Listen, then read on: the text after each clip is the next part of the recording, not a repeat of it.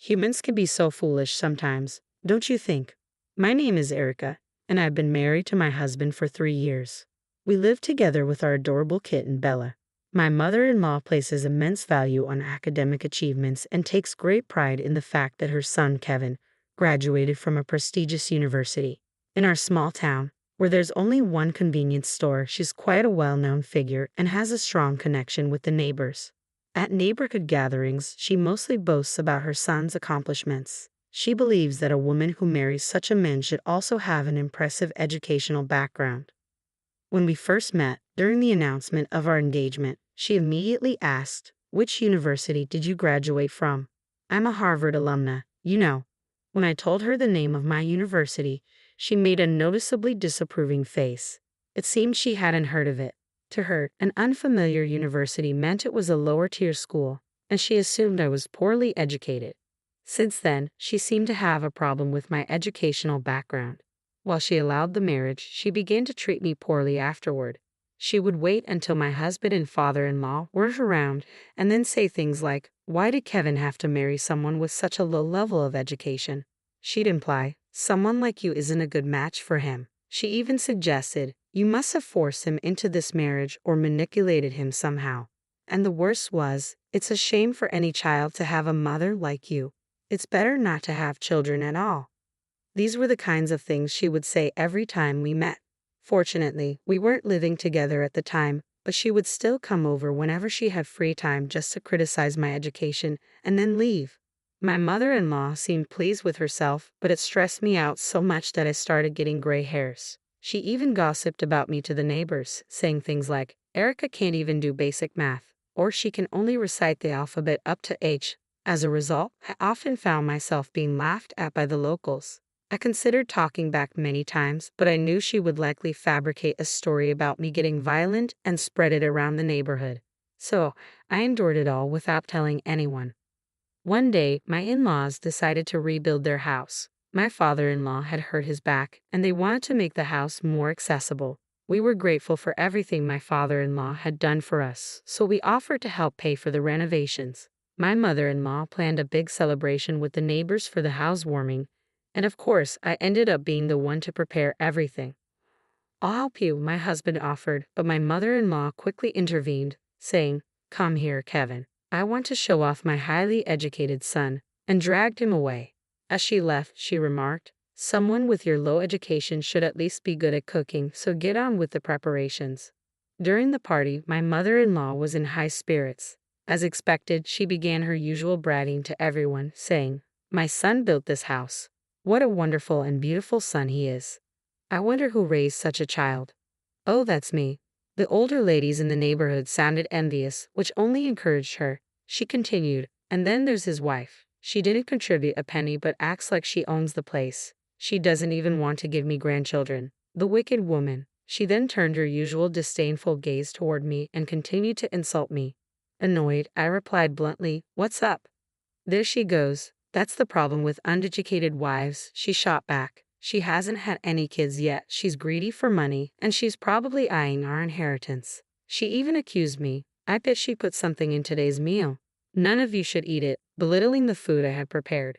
Ironically, she was eating my cooking herself. Not that it mattered. Even if there were something in it, she probably survived just fine. She's resilient, to say the least. She whispered with a sneer, "Well, can't expect much from Erica's kids. They'll have those low education genes mixed in," making sure my husband and father-in-law couldn't hear her. She always harassed me without letting others catch on, which infuriated me. The ladies around us chimed in with laughter, agreeing with her. That's right. When I glared at them, they awkwardly looked away. I couldn't understand why they agreed with her if they felt bad about it. She wasn't some powerful figure, or maybe she had some hold over them. Even as these thoughts crossed my mind, the stream of insults from my mother-in-law continued unabated. I wondered how long this life would go on. Did I have to endure her bullying forever? For what purpose? Lost in these thoughts, I soon made a decision.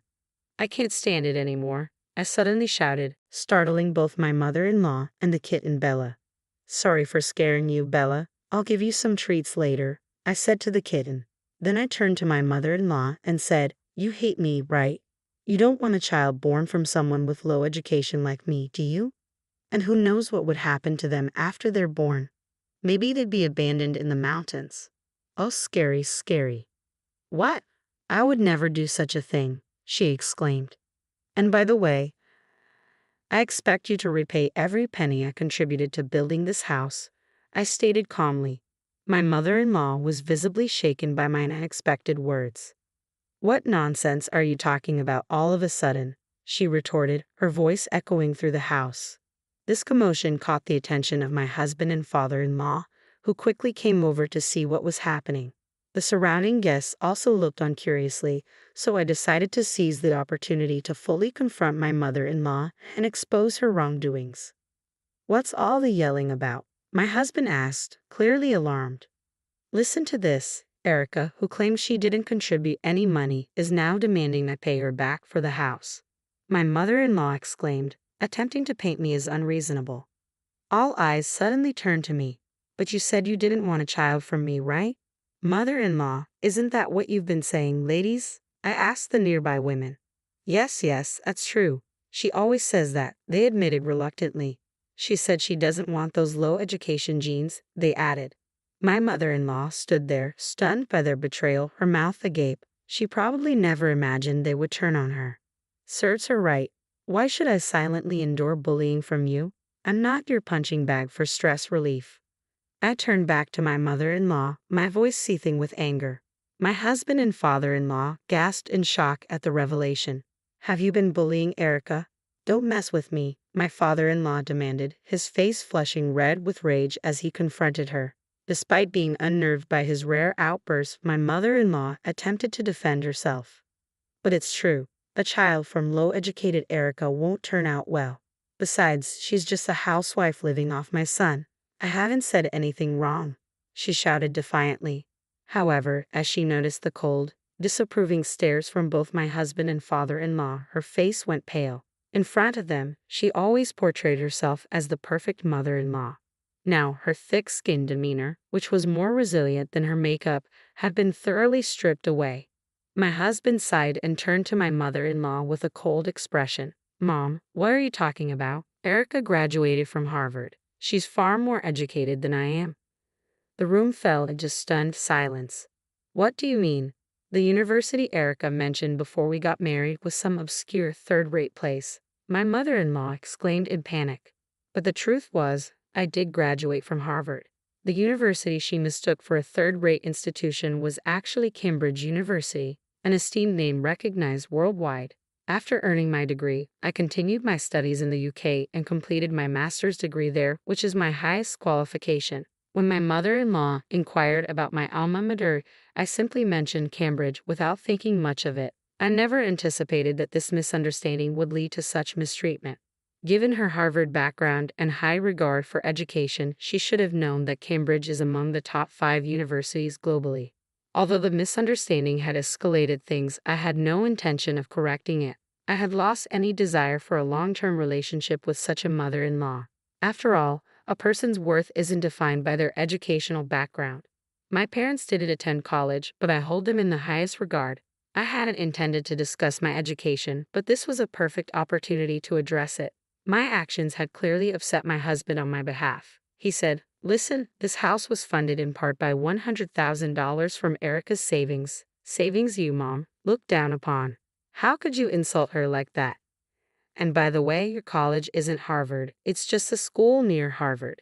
That doesn't make you a Harvard graduate, Mother. Now's not the time for that discussion. We're talking about the money. There's no way a housewife like Erica could have accumulated that kind of money.